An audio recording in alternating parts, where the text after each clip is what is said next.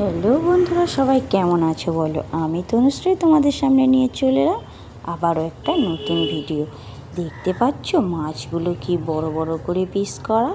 দেখো মাছগুলোকে ভালো করে প্রথমে ধুয়ে নিয়েছিলাম, কেটে ধুয়ে পরিষ্কার করে রাখা মাছ। সেখানে এই যে লবণ হলুদ সুন্দর করে মাখানো হয়ে গেছে, দেখতে পাচ্ছ। এই মাছটা তো সবাই চেনো আর সবাই খায় এই মাছটা, বাচ্চা থেকে বড়রা বেশিরভাগ লোকই মাছটা পছন্দ করে। অনেকে আছে খায় না, অনেকে অনেক মাছই খায় না। তো যাই হোক, দেখতে পাচ্ছ কড়াই কতটা তেল দিয়ে দিলাম। হ্যাঁ, প্রথমেই বলি আজ না তোমাদের সাথে একটা হালকা পাতলা একটা রেসিপি শেয়ার করছি, মানে আমি কিভাবে এটা রান্না করি সেটাই তোমাদের সাথে শেয়ার করছি। দেখো কড়াইতে তেল দিয়ে দিয়েছি আর এই যে মাছগুলো ভাজতে দিয়ে দিচ্ছি। আর তোমরা কারা কারা মাছের মাথা খেতে পছন্দ করো বলো তো। আমি তো, আমাদের বাড়িতে সবাই পছন্দ করে মাছের মাথা, কিন্তু দোষের মধ্যে এখন একটা যদি মাছ আসে বড়, তখন তো আর সবার পাওয়া তো সম্ভব না। তো তার জন্য যখন দুটো তিনটে মাছ আসে তখন দু তিনজন পেয়ে যায় মাছের মাথা। তো যাই হোক, দেখতে পাচ্ছি এখানে দুটো কাঁচা কলা, আলু, টমেটো, কাঁচা লঙ্কা, আদা, একটা পেঁয়াজ। হ্যাঁ, মাছটাকে না কাঁচা কলা আলু দিয়ে মাছের ঝোল হবে।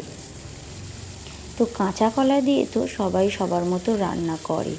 আমি আগে কাঁচা কলাটা পছন্দ করতাম না, কিন্তু একদিন নিজের মনের মতো করে রান্না করে, নিজের মতো করে রান্না করে বাইরের কোনো ঘরোয়া, বাইরের কোনো মশলা না, শুধু ঘরোয়া মশলা দিয়ে রান্না করেছিলাম, সেটাই আজকে তোমাদের সাথে শেয়ার করছি। আবারও রান্না করেছি। দেখো এই যে দেখো কাঁচা কলাগুলো কেটে যে লবণ হলুদ মাখিয়ে রেখেছি।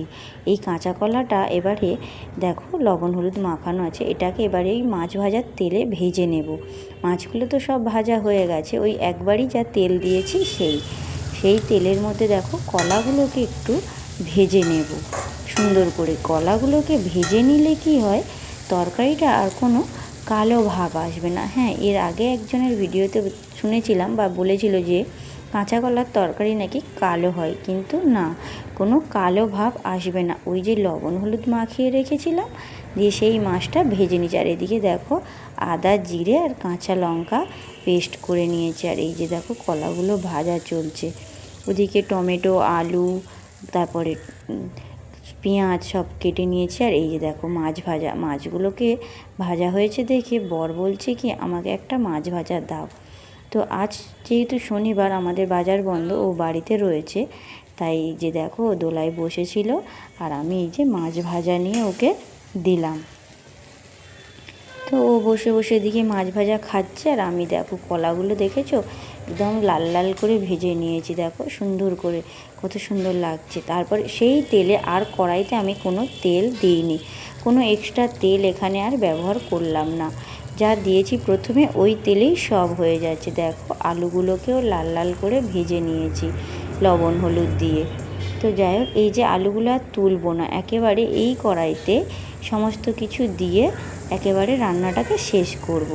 দেখো একটুখানি পেঁয়াজ, ওই যে সাইডে তেল দেখা যাচ্ছিল, সেই একটুখানি পেঁয়াজটা দিয়ে এই যে নাড়াচাড়া করে নিলাম।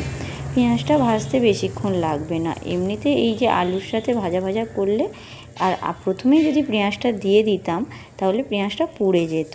তো তাই আমি প্রথমে পেঁয়াজটা না দিয়ে এই যে আলুর সাথে ভেজে নিচ্ছি। তারপরে দিয়ে দিলাম টমেটো। হ্যাঁ, অনেকে বলতেই পারো যে কাঁচা কলার তরকারিতে টমেটো কে দেয়, আমি দিই। টমেটো দিলে তার টেস্টটা একদম অন্যরকম আসে।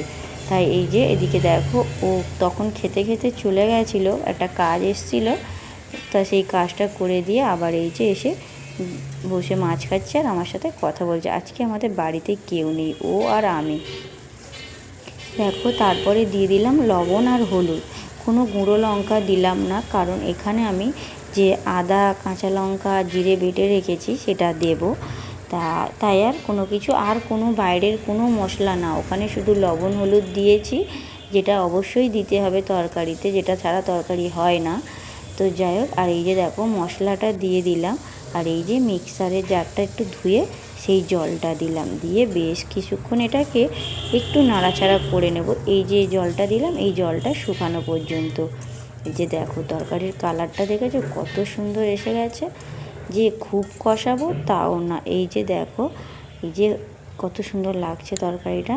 এই যে জলটা একটু শুকনো হওয়া পর্যন্ত এটাকে নাড়াচাড়া করে নিয়ে তারপর এর মধ্যে আমি দেব হচ্ছে ওই যে ভেজে রাখা কাঁচা কলাগুলো।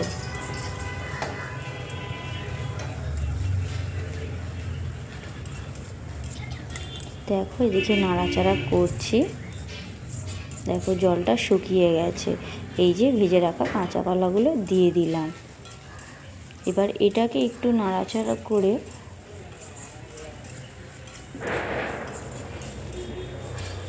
এখানে এবারে পরিমাণ মতো জল দিয়ে দেব, মানে যে তরকারিটা হওয়ার মাছের ঝোলটা যতটা জল লাগে ততটা নিজের পরিমাণ মতো জলটা দেব আমি। এটাকে একটু বেশ 2-3 মিনিটের মতো নাড়াচাড়া করে নিলাম। দেখো মশলাগুলো কড়া থেকে সব ছেড়ে ছেড়ে যাচ্ছে। তো এই যে পরিমাণ মতো জলটা দিয়ে দিলাম। এবারে এটাকে একটু ফুটতে দিতে হবে। আমার মশলা কষাতে কষাতে আলু সিদ্ধ হয়ে গেছে, কাঁচা কলা যেহেতু ভাজা আছে তাই এখানে বেশি জল দিলাম না। হ্যাঁ বন্ধুরা দেখো, তার সাথে আরও একটা রেসিপি আছে। দেখো এই জিনিসটা তোমরা কারা কারা খেতে পছন্দ করো বলো, এই জিনিসটা কিন্তু খেতে খুব ভালো লাগে। উচ্ছে আলু মাখা।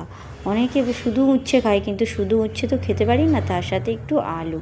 দেখো এই যে সরিষার তেল দিলাম, এবারে দেব লবণ আর সাথে দেব কাঁচা লঙ্কা দিয়ে এটাকে মেখে তো ভাত দিয়ে খেতে অসাধারণ লাগে। এর সাথে এই জিনিসটার সাথে অন্য কিছুর তুলনা হয় না। তো এই জিনিসটা প্রায় সময় উচ্ছে আলু ভাজার থেকে ভাতেটা যেন বেশি ভালো লাগে। তাই দেখো সুন্দর করে দেখো, আমি কিন্তু হাত দিয়ে মাখাচ্ছি। অনেকে বলতে পারে কেন হাত দিয়ে মাখাচ্ছ, আমাদের কাছে কোনো বিষয় না, হাত দিয়ে মাখো আর খাও, হাত কিসের জন্য দিয়েছে ভগবান। তো যাই হোক বন্ধুরা, ভিডিওটা আমি এখানেই শেষ করছি। সবাই সুস্থ থেকো, ভালো থেকো, পাশে থেকো। আর ভিডিওটা ভালো লাগলে লাইক কমেন্ট শেয়ার ও সাবস্ক্রাইব করে দিও। আর এদিকে উচ্ছে আলু ভাতেটা মাখা কমপ্লিট। আর এই যে দেখো কলা দিয়ে মাছের ঝোলের কালারটা শুধু দেখো। দেখো মাছগুলো আমি দিয়ে দিয়েছি, এবারে তরকারিটা নামানোর পালা। এইটাকে একটুখানি ঢাকা দিয়ে রাখবো। মাছটা দিয়েছি, একটু মাছ দিয়ে ফুটিয়ে নিলে মাছটাও একটু নরম হবে, বেশ ভালো লাগবে। তো দেখো তরকারিটা ফাইনালি দেখো কত সুন্দর হয়েছে। আর বর খেয়ে বলেছিল দারুণ হয়েছে তরকারিটা। তোমরা যারা যারা এভাবে খাওনি একবার অন্তত করে, মানে এইভাবে রান্না করে খেয়ে দেখো, দেখবে অবশ্যই ভালো লাগবে। তো সবাই সুস্থ থেকো, ভালো থেকো। ভিডিওটা এখানেই শেষ করলাম। ধন্যবাদ।